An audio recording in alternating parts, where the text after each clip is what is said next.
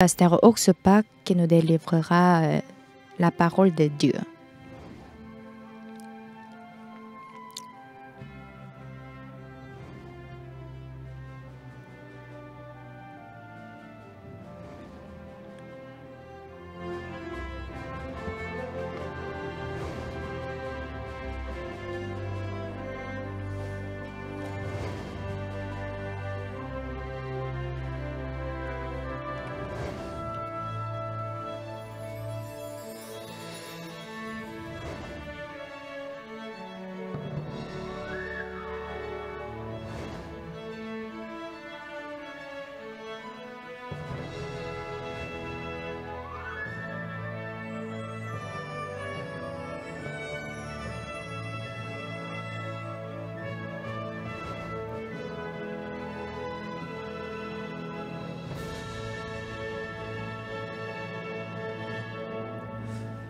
여러분 안녕하십니까?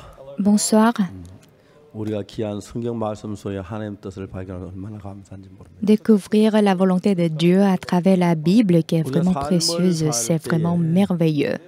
누구든지 불문하고 Dans notre vie, 크고 적은 문제가 닥치게 마련입니다. tout le monde rencontre des petits ou des grands problèmes. 그러한 삶 속에서 예수님이 내 마음의 주인으로 있는 것과는 굉장히 큰 차이. Dans une telle vie, avoir Jésus-Christ dans le cœur ou pas crée une grande différence. Quand je faisais ma formation militaire, mon statut était le deuxième classe. J'étais un soldat de deuxième classe et aussi j'étais apprenti. En fait, vous savez, la vie d'un apprenti est vraiment souffrante. Et quand on est en apprenti, même si on est en train de dormir, on a toujours sommeil. Même si on est en train de manger, on a faim. Et même si on est bien habillé, on a toujours froid. C'est vraiment bizarre. C'était le cas quand j'étais apprenti.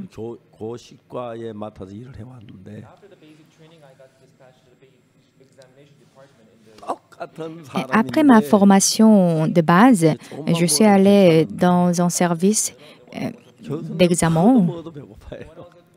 J'ai continué ma service militaire.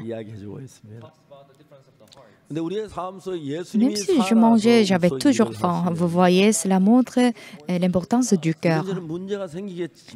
Et oui, bien sûr, nous rencontrons des problèmes dans notre vie, mais il n'y a aucun problème auquel Jésus-Christ ne peut pas faire face. Pardon. Ah, même si c'est un problème dur pour moi, mais si c'est Jésus qui œuvre, il pourra bien le résoudre. C'est ainsi que j'ai commencé à prier à Dieu par rapport à mon problème. J'ai vu comment Dieu a travaillé vivement dans ma vie. C'était vraiment merveilleux. Quand j'étais à Apkokdong et à Changpali, pendant que je faisais le service militaire, quand j'étais à Daegu aussi, et je vivais dans des grandes difficultés à l'époque que les gens ordinaires ne peuvent même pas imaginer. Quand j'étais à Kimcheon, et on vivait au salon de premier étage, qui était la maison de ma belle-mère. Pardon, d'un ancien. Et l'ancien a expliqué que la maison est construite en bois, et donc il nous a interdit d'alimenter en feu dans ce salon. Et quand j'ai regardé,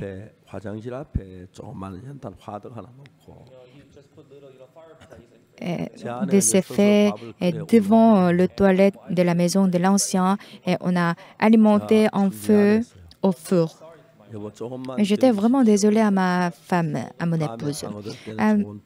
Mon épouse, je suis vraiment désolée. À la prochaine fois, on va déménager dans une maison où il y a la cuisine. Mais en ce moment, mon épouse m'a regardée. Elle m'a demandé, est-ce qu'on vit pour mener une vie et pour bien vivre? On a de la nourriture, mais qu'est-ce qu'on a encore besoin? Et là, j'ai pensé que c'est une très bonne épouse. Mais en réalité, ce n'était pas vrai. Ce n'était pas le cas. C'était juste à l'époque. 장난이 안 좋다. Mais après, elle n'était pas une bonne 그래서 이제 우리가 épouse. 부부가 돼서 이제 찌지고 볶고 사는데 On est devenus en couple, on vit ensemble. 제 아내가 진짜 예쁜 딸을 낳았어요. Et en fait, mon épouse, elle a accouché une très belle fille. Et quand, 너무 예뻤어요. et quand ma fille était petite, elle était vraiment jolie. Et quand elle avait 3 ou 4 ans, je voyageais souvent avec elle. 계셨기 때문에 Et parce que Dieu est vivant dans nos vies, 그런 생각이 들 때가 참 많지만 et quand je regarde le passé, je me demande comment j'ai pu survécu dans telles conditions. Mais il n'y avait aucune condition dans laquelle Jésus ne pouvait pas travailler. Et donc, maintenant, quand je regarde mon passé, c'était vraiment dur, mais ce n'était pas un problème pour Jésus. Nous avons prêché l'évangile et les gens ont commencé à recevoir le salut. Et nous avons organisé des séminaires. Nous avons aussi pensé à comment organiser des séminaires dans l'avenir. 장로교회 가서 한 주간 복음을 전하면 그 교회가 완전히 새 교회로 변해지는 거예요. Et parfois, j'allais au séminaire et j'étais invitée en tant qu'orateur. Une fois, je suis allée à une église presbytérienne. Et après le séminaire, j'ai vu comment le changement a été produit dans cette église. Dieu était avec moi, c'est pourquoi j'ai pu mener une meilleure vie.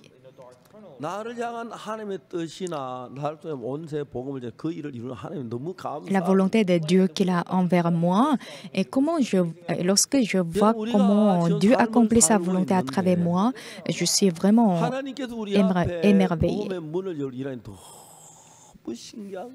La manière dont Dieu ouvre le chemin de la propagation de l'Évangile est vraiment excellente. Je souffre, je suis dans une mauvaise condition. Et tout ça, ça ne cause aucun problème. J'étais vraiment reconnaissant. Et une fois, ma fille était de retour de l'école, mais sa tête était bandée. Et elle a expliqué que elle était dans le laboratoire de chimie. Mais avant sa classe, une classe avait utilisé acide chlorhydrique. Et donc, ils avaient versé ce produit.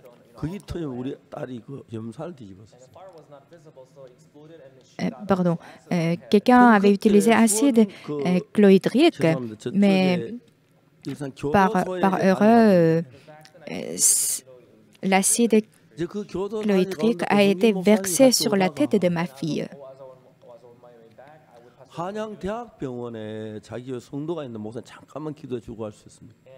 Mais là, je n'étais pas au courant et on m'avait demandé de visiter une personne à l'hôpital de Hanyang.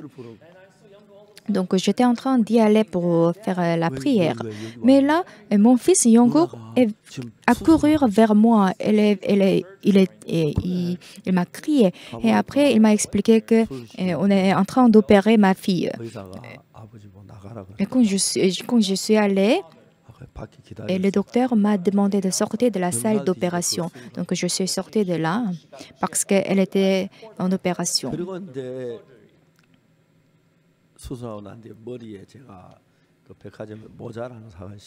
Et après, dans un magasin, j'ai acheté un chapeau et je l'ai fait porter parce que sa tête était opérée.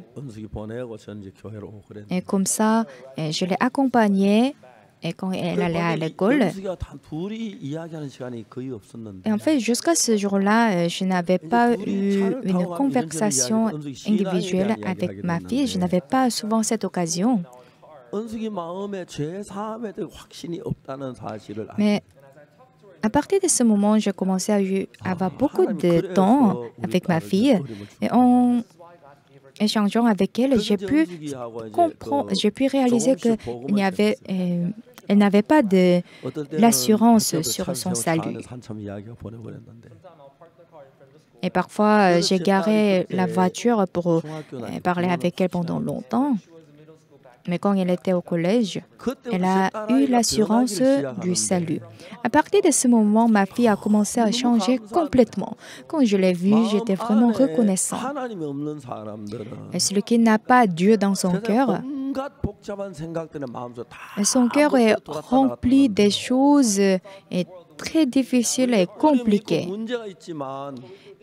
En revanche, bien qu'on a des difficultés et des problèmes, mais si nous voyons que Dieu travaille dans notre vie, rien ne devient un problème.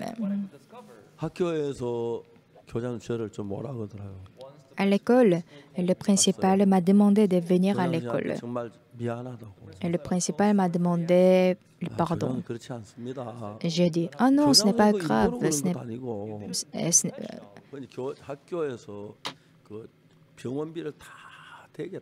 Vous n'avez pas fait cela exprès. Donc, voilà. Et le principal a dit qu'ils vont payer les frais de l'opération et les frais de l'hôpital.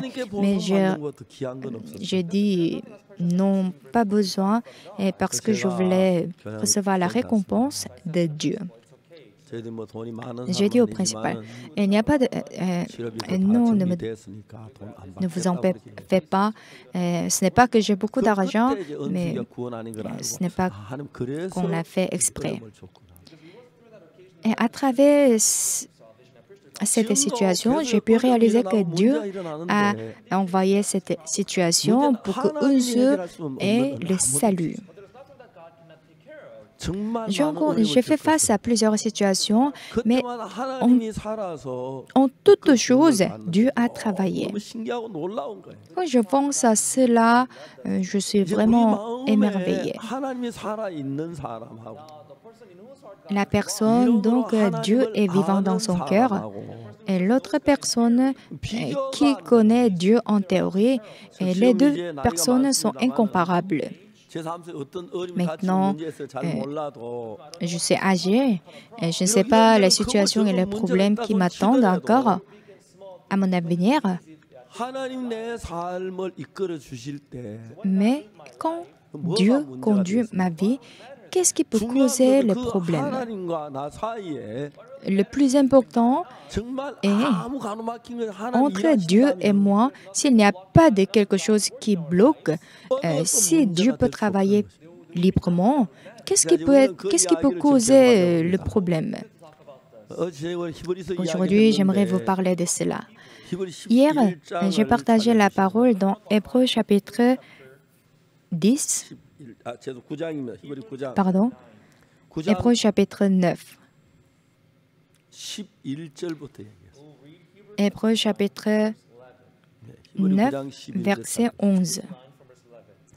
우리 9장 11절은 그리스도께서 장래 좋은 일에 대제사장으로사 손으로 짓지 아니한 곧 이 창조소가 더 크고 온전한 Hébreux chapitre 9, verset 11.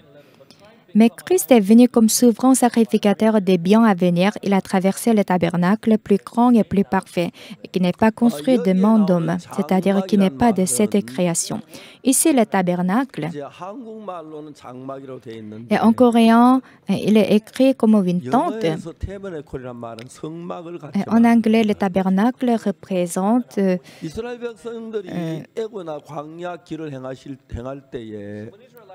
un tabernacle.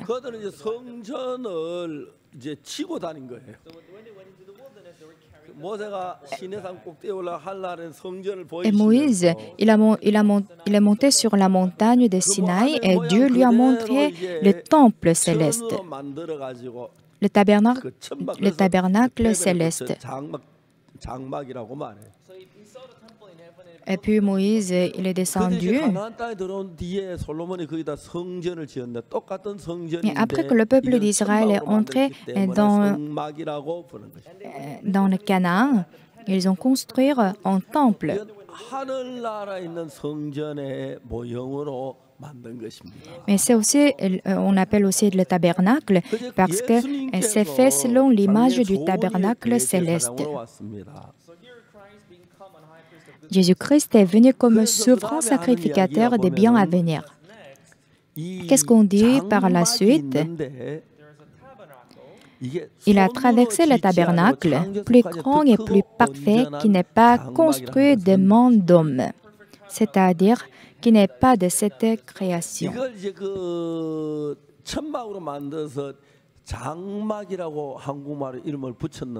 Et le tabernacle est écrit en tente en coréen. Et facilement on dit, cela représente le temple céleste. Et le tabernacle, c'est le temple du ciel et qu'on a créé en forme de la tente.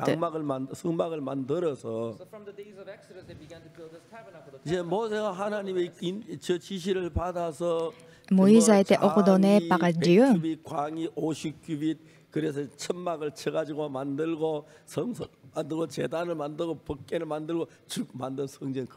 Dieu a montré l'image du tabernacle céleste. Ainsi, il a mis dans ce tabernacle la cuve des rangs et aussi des chandeliers, etc. Chandelier, pardon. Et comme le tabernacle céleste était vraiment énorme et grand, ils ont un peu redimensionné les avons comme une miniature. Ils ont un peu diminué la dimension. Ainsi, ils ont construit une autre, mais les mêmes, sur la terre. Ici, dans le verset 11, on dit « Christ est venu comme souverain sacrificateur des biens à venir. Il a traversé le tabernacle plus grand et plus parfait qui n'est pas construit de main d'homme. » Et cela signifie que dans ce tabernacle qu'on a offert le sacrifice pour le péché.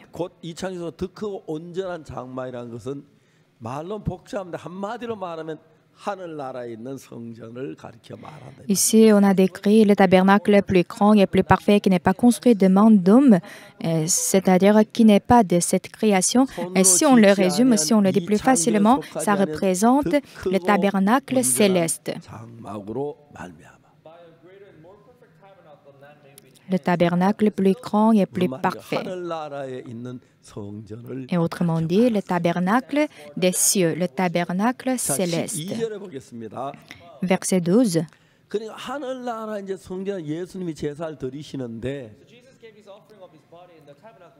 Jésus-Christ, il offre le sacrifice pour le péché.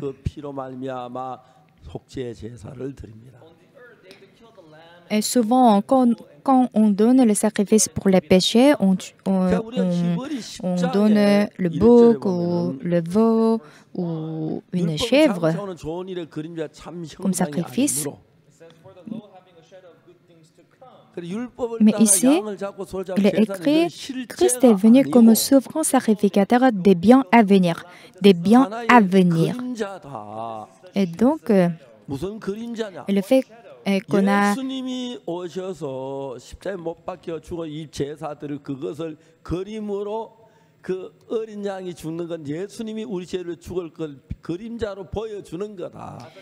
à travers la mort de l'agneau, nous avons montré comment Jésus-Christ viendra sur la terre et qu'il va mourir pour nos péchés. 양이나 소를 잡아가지고 염소를 잡아 그 염소 이제 그 제사들 제사함을 받았는데. Et les gens, ils ont tué des boucs et des veaux pour laver leurs péchés, mais ce n'était pas l'image réelle mais c'était comme une ombre. Donc, quelle est l'image réelle? Quelle est la réalité? C'est le fait que Jésus-Christ est venu comme souverain sacrificateur des biens à venir.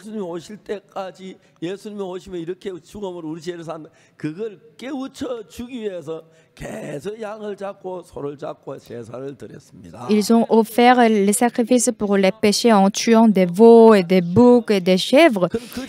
C'était pour montrer que lorsque Jésus-Christ il vient, et il sera mort pour nos péchés. Et maintenant, nous vivons sur la terre, et c'est un monde temporel. Dans un monde temporel, il y a le passé, présent et le futur. Quand est-ce que je suis né?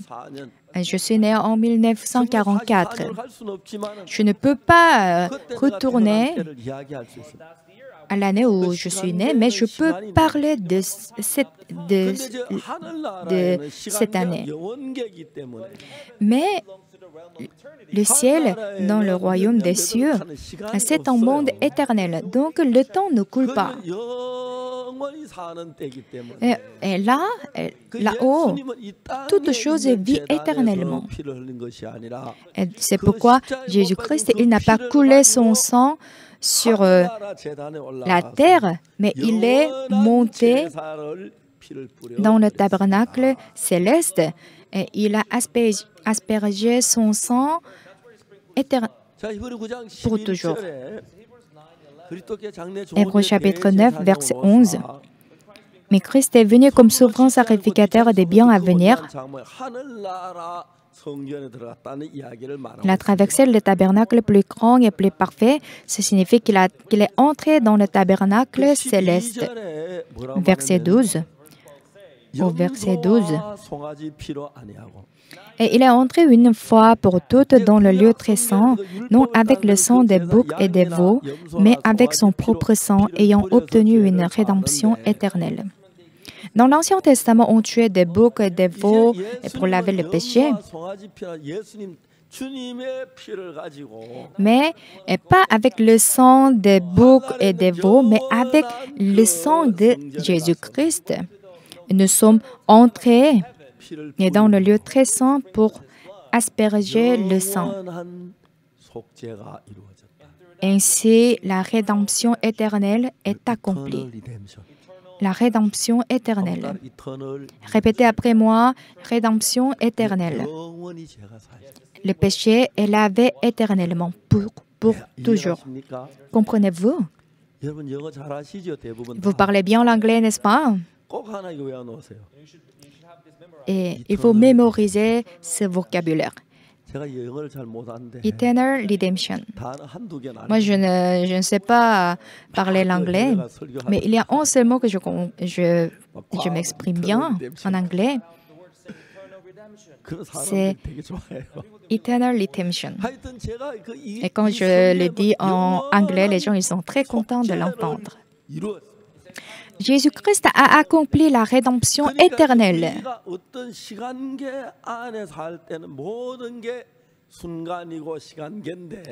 Et pendant que nous vivons dans un monde temporel, il y a des moments, et tous ces moments se passent. Mais parce que Dieu, il vit dans les cieux et dans son monde, tout est éternel.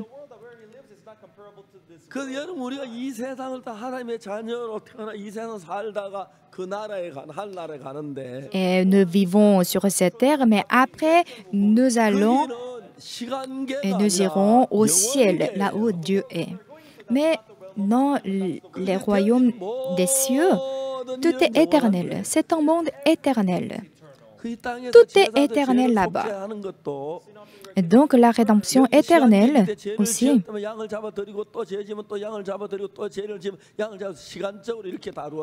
Et dans un monde temporel, à chaque fois qu'on pêche, on doit tuer des animaux pour laver les péchés, encore et encore. Mais si on lave nos péchés de cette manière, nous devons offrir même si nous tuons des mille et des millions d'animaux, nous ne pouvons jamais laver nos péchés. C'est pourquoi Jésus-Christ est venu comme souverain sacrificateur des biens à venir. Il a traversé le tabernacle le plus grand et le plus parfait. Avec le sang qu'il a coulé, et il n'a pas aspergé son sang dans le tabernacle sur la terre, mais il est allé au temple céleste pour asperger son sang. Verset 12. Et il est entré une fois pour toutes dans le lieu très saint, non avec le sang des boucs et des veaux, mais avec son propre sang, ayant obtenu une rédemption éternelle. Sur cette terre où nous vivons actuellement, nous devons tuer continuellement des boucs et des veaux pour laver nos péchés. Mais ici, on a dit avec son propre sang. Il est entré une fois pour toutes dans le lieu très saint. Il a accompli une rédemption éternelle. Rédemption éternelle. Il faut bien mémoriser ce mot par cœur. Eternal redemption. Répétez après moi. Eternal redemption. Votre prononciation anglaise est beaucoup mieux que la mienne. Eternal redemption, la rédemption éternelle. La rédemption éternelle. Comprenez-vous?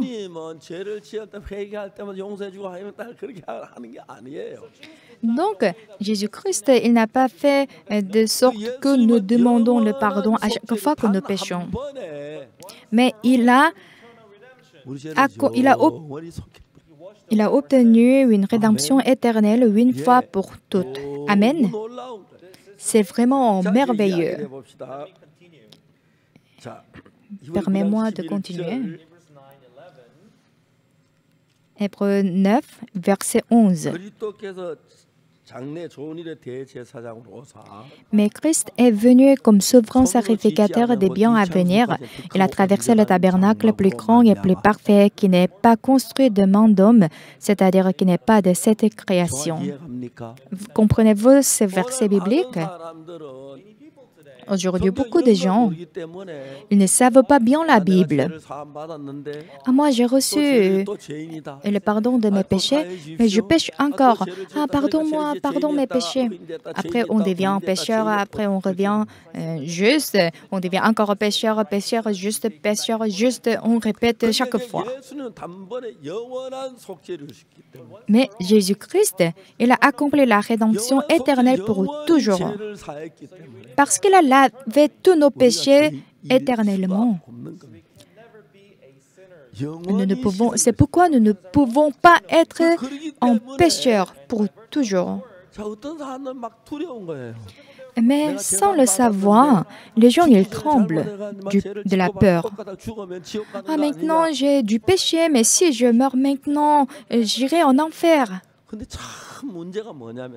Mais il y a un problème. Et si on est saint et qu'on est purifié, ne vous inquiétez pas. Vous lavez vos péchés, Jésus-Christ lave vos péchés, et les deux sont totalement différents. Jésus-Christ a accompli la rédemption éternelle. Ayant obtenu une rédemption éternelle, il est entré une fois pour toutes dans le lieu très saint. Et vous savez la signification de Eternal Redemption? Oui. Il a obtenu une rédemption éternelle. Amen. Alors, Dieu,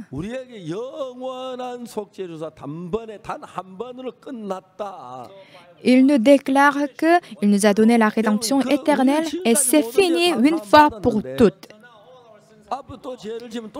Jusqu'à maintenant, tous nos lavés sont péchés. Mais si nous devons encore demander le pardon pour laver des autres péchés, et après, si on meurt dans cette condition, on ira en enfer. Ce n'est pas par nos œuvres que nos péchés sont lavés. Nous avons des lacunes et des manquements. Dieu, ils le savent très bien. Et parmi vous, est-ce qu'il y a quelqu'un qui n'a jamais eu du querelle du ménage? Ah, c'est vraiment bien fait. Vous devez avoir plus de force. Et la femme doit dominer l'homme.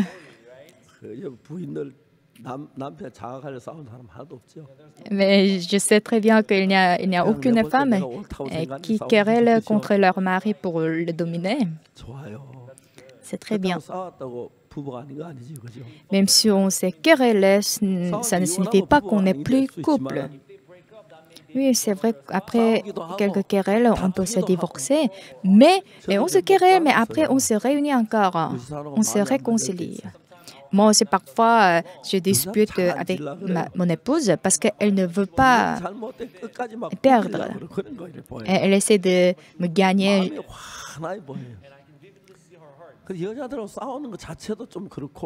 Et donc, parfois, je ne suis pas très à l'aise de me disputer avec la femme.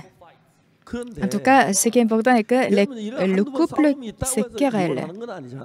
Mais même s'il y a des querelles et des disputes, ça ne veut pas dire qu'on n'est plus en couple. Et les gens, ils le disent parce qu'ils ne le savent pas bien. Et vous ne devez jamais divorcer. Un seul mariage, c'est bien. Remarier, ce n'est pas bien.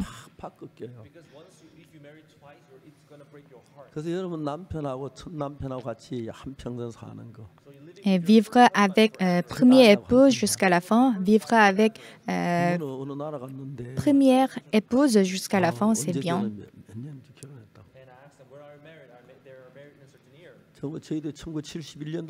Et moi, je me suis mariée en 1971. Ça fait combien d'années déjà? Ça fait plus de 50 ans, n'est-ce pas?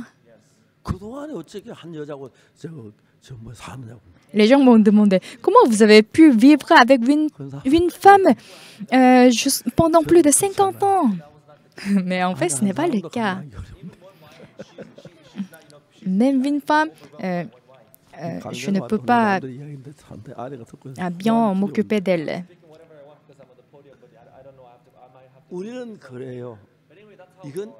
En tout cas, ça c'est l'homme. Et quelle est la raison pour laquelle Dieu nous aime? Parce qu'il s'inquiète. Pardon.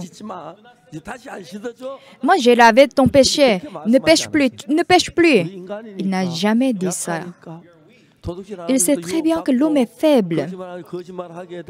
Et parfois, il nous arrive de mentir et il nous arrive aussi de voler. On est habitué à pécher. Et parfois, nous péchons inconsciemment, n'est-ce pas? Cela vous arrive. Si ce genre de péchés ne sont pas lavés, nous irons en enfer. Mais Dieu nous a tant aimés. Donc la rédemption devait être éternelle. C'est pourquoi Jésus-Christ il n'a pas aspergé son sang sur la terre, mais il est allé dans le tabernacle céleste. Le tabernacle plus grand et plus parfait qui n'est pas construit de main d'homme. Regardons. Voyons le tabernacle plus grand et plus parfait qui n'est pas construit de main d'homme. C'est-à-dire qui n'est pas de cette création. Et maintenant, ne montrez plus le verset en sous-titré, mais répétez après moi. Le tabernacle plus grand et plus parfait qui n'est pas construit de main d'homme. c'est-à-dire qui n'est pas de cette création. Qu'est-ce que cela veut dire? Le tabernacle des cieux, le tabernacle céleste. Tout est éternel dans le tabernacle céleste.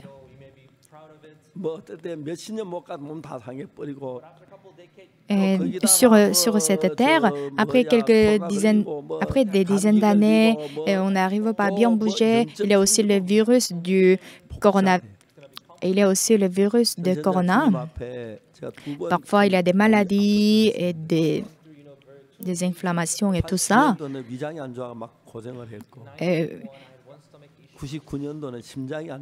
Et en 1999, j'ai souffert à cause du problème de l'estomac. Et aussi, il y a une autre année, je n'étais pas en bon état. Et quand j'avais aussi le problème au cœur, je me suis demandé si je pourrais encore vivre 2 ou 3 mois. À l'époque, on avait organisé la retraite d'été.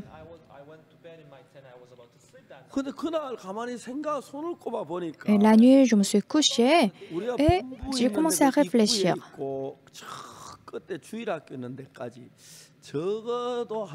De l'entrée et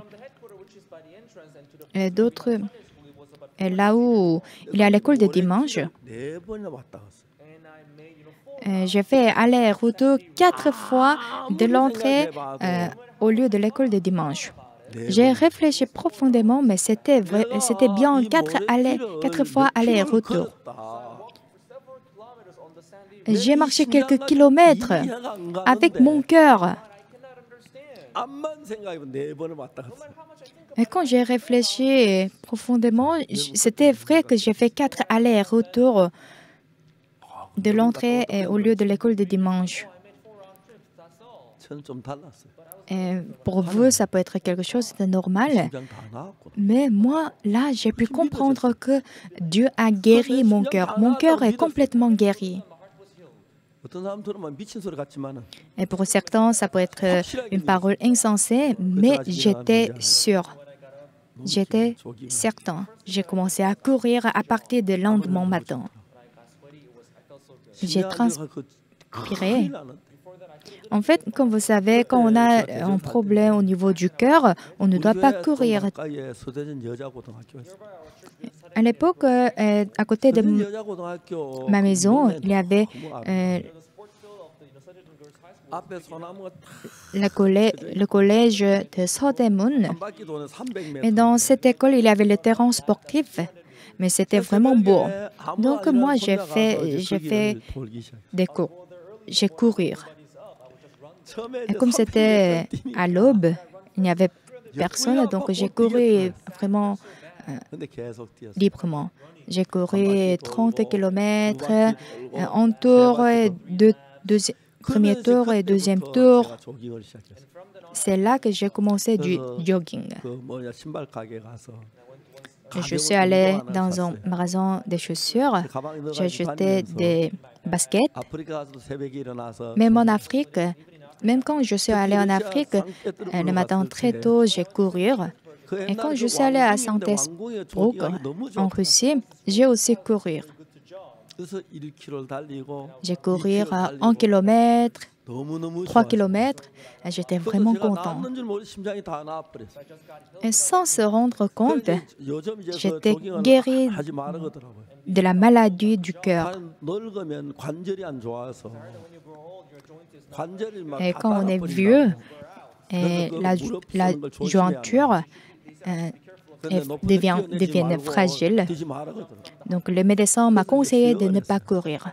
À partir de ce moment, j'ai commencé à apprendre à nager. Mais à peine de commencer à nager, et à cause de la pandémie COVID-19, j'ai dû arrêter la natation. Alors, j'ai commencé à jouer du foot avec les frères. C'est vraiment intéressant. Et parfois, on joue pendant 1 heure ou 12 heures. C'était vraiment bien. Depuis que j'ai commencé à courir, on a constaté que mon ventre est devenu, mon gros ventre est devenu petit.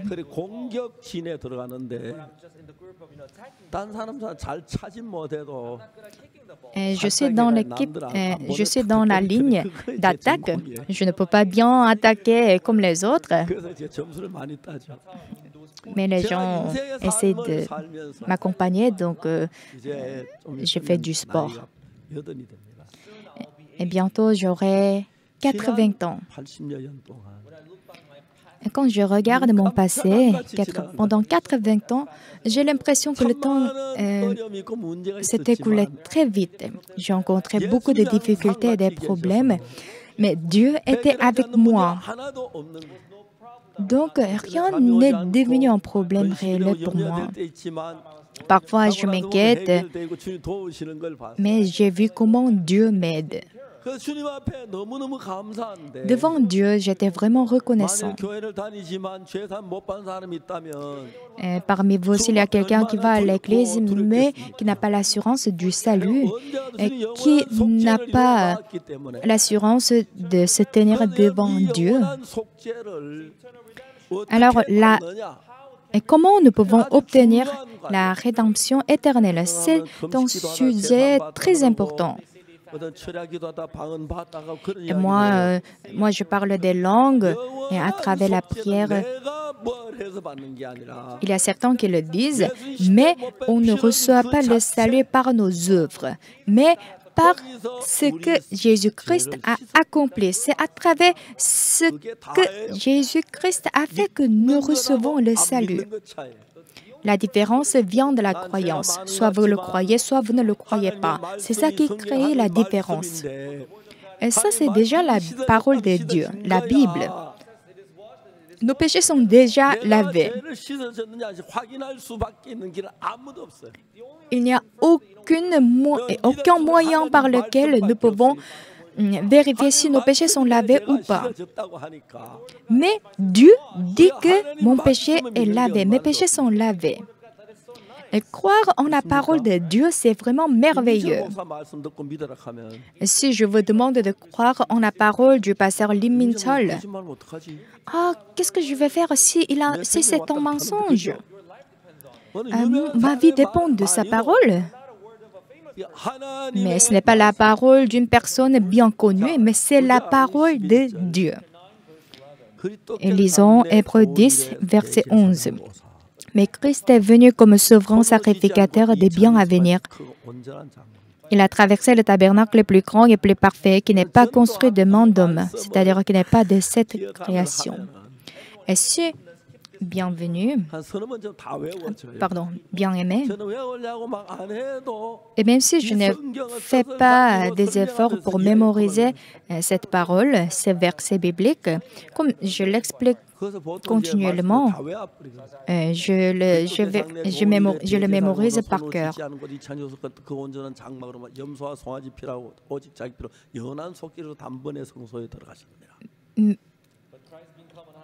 Mais Christ est venu comme souverain sacrificateur des biens à venir. Il a traversé le tabernacle plus grand.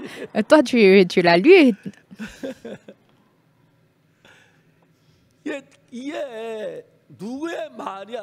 Ce n'est pas la parole d'une personne, mais c'est la parole de Dieu. Mais Christ est venu comme souverain sacrificateur des biens à venir. Il a traversé le tabernacle le plus grand et plus parfait qui n'est pas construit de main d'homme. Dans l'Ancien Testament, on a offert le sacrifice pour les péchés en tuant des boucs et des agneaux.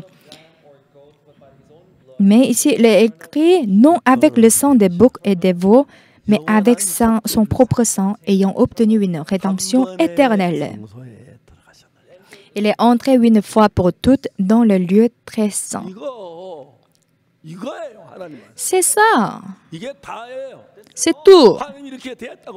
Dieu déclare que c'est fait ainsi. Donc, nous croyons juste en cette parole de Dieu. Cela ne signifie pas que nous n'avons pas péché, mais il est vrai que nous avons péché, menti, nous avons menti et nous avons volé et nous avons péché. Mais la rédemption éternelle, il est entré une fois pour toutes. C'est vraiment bien. Nous allons voir la Bible plus en détail.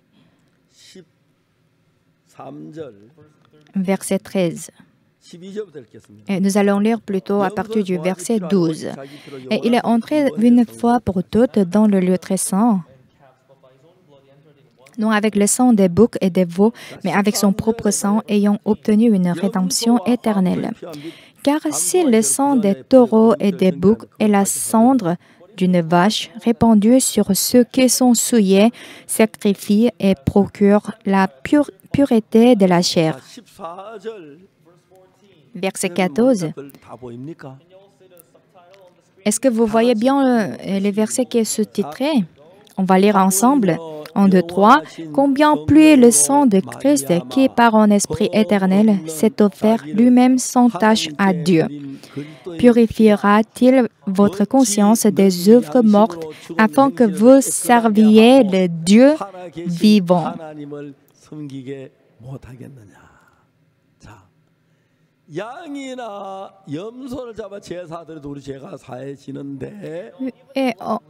Et en donnant le sang des taureaux,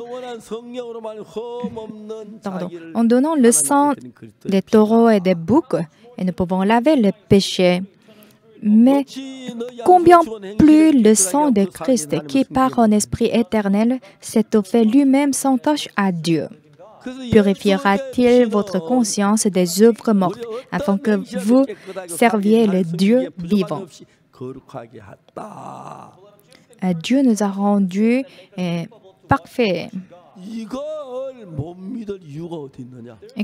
Pourquoi on ne le croit pas?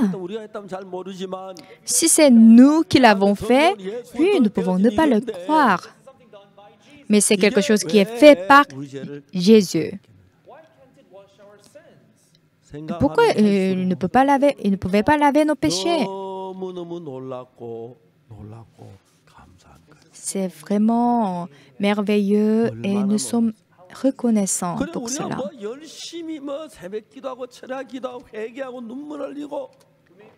Et nous allons aux dévotions matinales et nous pleurons en priant. Et ce n'est pas parce que nous avons fait une telle chose. Mais cela devient plutôt un problème lorsque nous mettons dans nos mains dans cette affaire.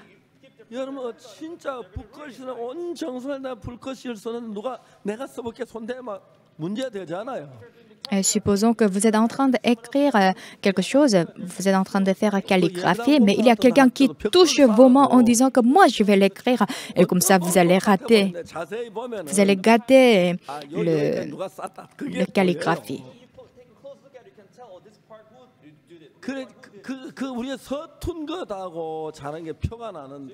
Et quand nous voyons le travail de quelqu'un, il y a quelque chose il y a une partie qui est bien faite et l'autre partie qui n'est pas bien faite.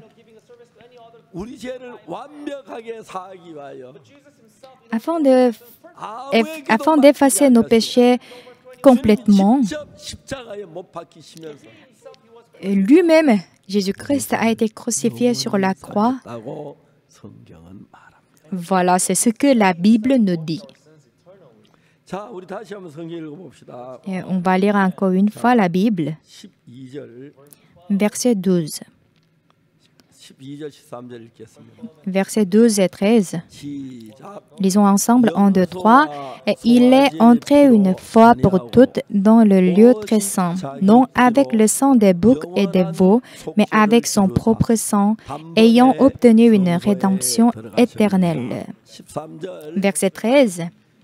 Car si le sang des taureaux et des boucs et la cendre d'une vache répandue sur ceux qui sont souillés sanctifient et procurent la pureté de la chair. Verset 14. Combien plus le sang de Christ, qui par un esprit éternel s'est offert lui-même sans tâche à Dieu purifiera-t-il votre conscience des œuvres mortes afin que vous serviez le Dieu vivant? Peu importe le péché que vous avez commis, peu importe le mal que vous avez fait, Jésus-Christ, il vous a sanctifié afin que vous serviez le Dieu vivant.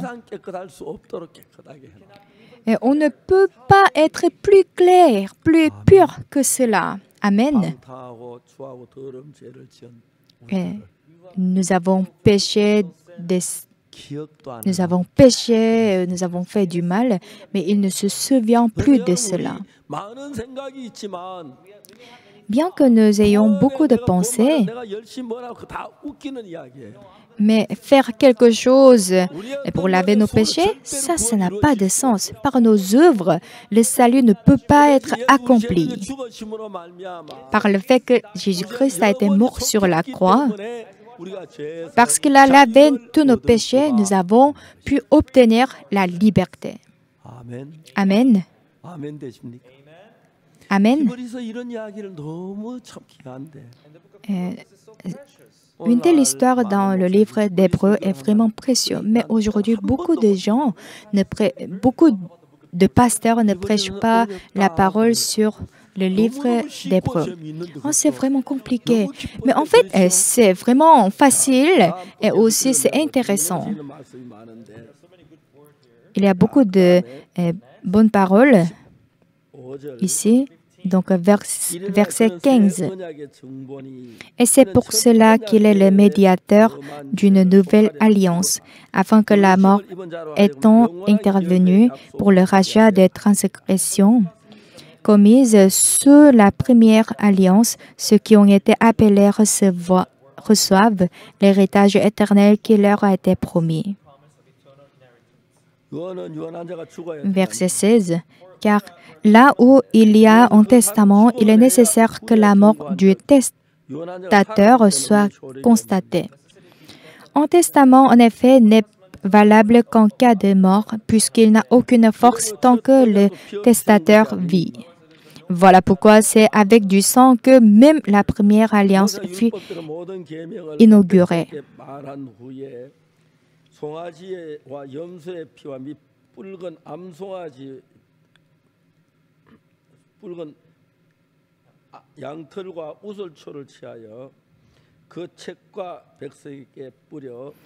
Moïse, après avoir prononcé devant tout le peuple tous les commandements de la loi, prit le sang des veaux et des boucs avec de l'eau, de la laine écarlate et de l'hysope, et il fit l'aspersion sur le livre lui-même et sur tout le peuple. Verset 20, en disant, « Ceci est le sang de l'alliance que Dieu a ordonné pour vous. » Il fit pareillement l'aspersion avec le sang sur le tabernacle et sur tous les ustensiles du culte. Lisons ensemble verset 22, 1, 2, 3. « Et presque tout, d'après la loi, est purifié avec du sang, et sans effusion de sang, il n'y a pas de pardon. » Par le fait que Jésus-Christ a versé son sang sur la croix, Dieu a effacé tous nos péchés pour toujours. C'est ce que la Bible dit. Vous n'avez pas besoin de faire quelque chose pour le pardon de vos péchés, mais croire en cette parole, ça vous suffit. Mais si vous ne le croyez pas, il n'y a pas d'autre moyen. On ne peut qu'aller en enfer. Mais croyez en cette vérité. Ainsi, on deviendra libre du péché. Le Saint-Esprit. Ce qui est merveilleux est que moi, je ne suis pas quelqu'un de spécial, mais beaucoup de gens disent que le livre d'Hébreux est vraiment compliqué à comprendre. Mais il n'y a rien de difficile ici.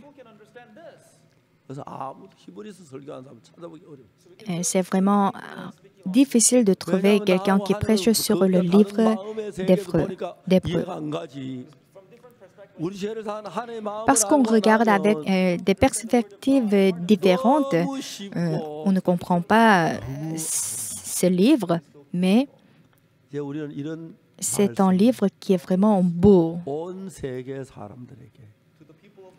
Nous prêchons cette parole aux gens du monde entier.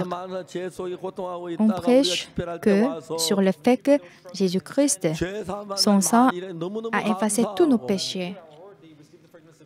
Je remercie pour le pardon de péché. Je suis une personne qui a mené une mauvaise vie. Mais le sang de Jésus-Christ m'a purifié. Il n'a même pas laissé une petite tache, mais il a tout lavé. Le Saint-Esprit est entré en nous. Et il nous fait voir, il nous fait lire la Bible très facilement. Je remercie à Dieu.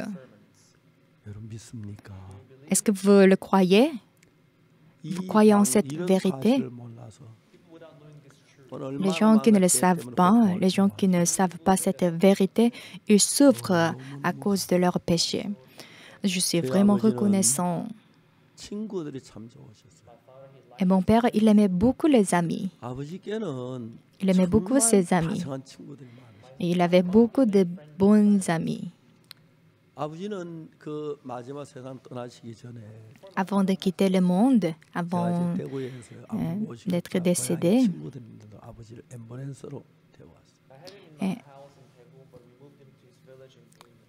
et nous avons transporté notre père par l'ambulance. Et quand il est arrivé chez nous, il a dormi et le matin, il a ouvert ses yeux. Et il m'a dit ceci. Le père de Unsu, oui papa, oui mon père.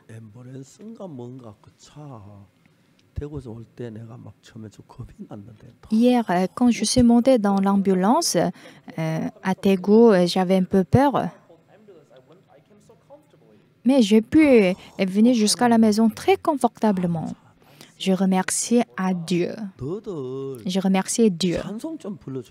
Est-ce que vous pouvez chanter quelques hymnes pour moi? C'est incroyable. Mon père, il n'est pas du genre d'homme qui peut le dire. J'étais vraiment reconnaissant à Dieu. Je suis devenu le pasteur. Les gens ont reçu le salut et j'ai expérimenté le travail de Dieu. Le travail de Dieu. Mais le fait que mon père a reçu le salut par l'évangile que j'ai prêché, quand je pense à cela, il n'y a pas d'autre bénédiction plus grande que ça, que celui-ci.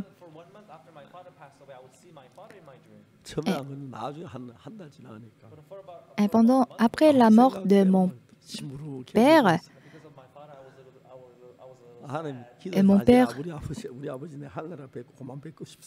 j'ai vu mon père dans mon songe, mais j'ai dit à Dieu que je ne veux plus voir mon père dans mon rêve, mais j'aimerais le rencontrer dans le royaume des cieux. Un jour, j'ai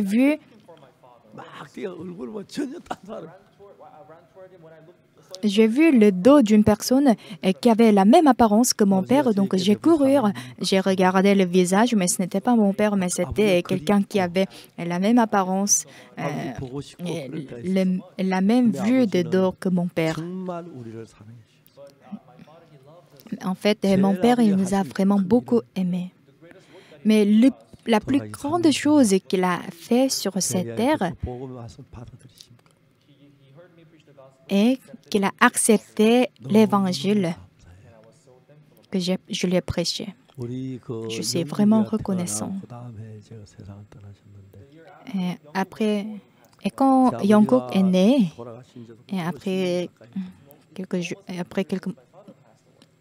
c'est après cela qu'il est mort, qu'il est décédé. Mais quand je pense à mon père, je suis vraiment reconnaissant. Mon père est décédé à l'âge de 70 ans. Maintenant, j'ai presque 80 ans, donc je suis plus vieux que mon père.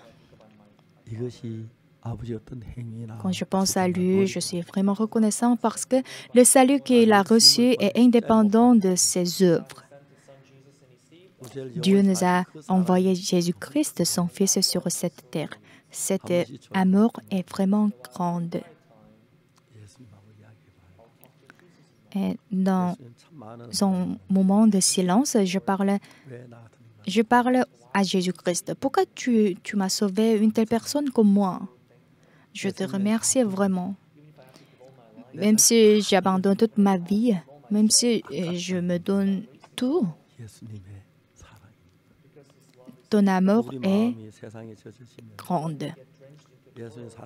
Mais parfois, nous sommes plongés dans le monde et nous donnons notre cœur autre chose que Jésus-Christ. Maintenant, je suis assez âgé. Mais Dieu a ouvert la porte de l'Évangile partout dans le monde. Même aujourd'hui, un président et la première dame d'un pays d'Afrique, elles sont venues à Busan. Et je vais les rencontrer pour la première fois et je vais leur prêcher Jésus-Christ. Je suis vraiment reconnaissant. Je fais face à des difficultés et parfois j'ai mal au cœur. Parfois c'est moi qui a fait du mal, parfois d'autres frères qui a fait du mal. On pleure et on rit ensemble. Et c'est comme ça que ça devient une bonne chose dans nos vies. Il y a plusieurs types de vie. Mais dans la vie, si nous pouvons rencontrer Jésus-Christ, Dieu nous a sauvés une telle personne comme nous. Même si je donne toute ma vie, ça ne suffit pas. C'est pourquoi je continue à prêcher l'Évangile. Merci. Prions. L'Éternel Dieu, notre Père,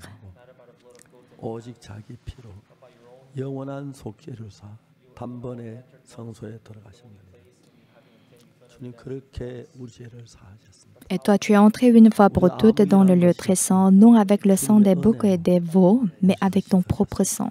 Tu as lavé nos péchés une fois pour toutes. Je te remercie. Bénis-nous. Et aussi dans le cœur de tous les frères et sœurs, accorde la grâce pour qu'ils prêchent l'Évangile aux gens qui ne connaissent pas Jésus-Christ. Que tous nos cœurs soient remplis par l'Évangile. Nous te remercions, nous avons prié au nom de Jésus-Christ. Amen.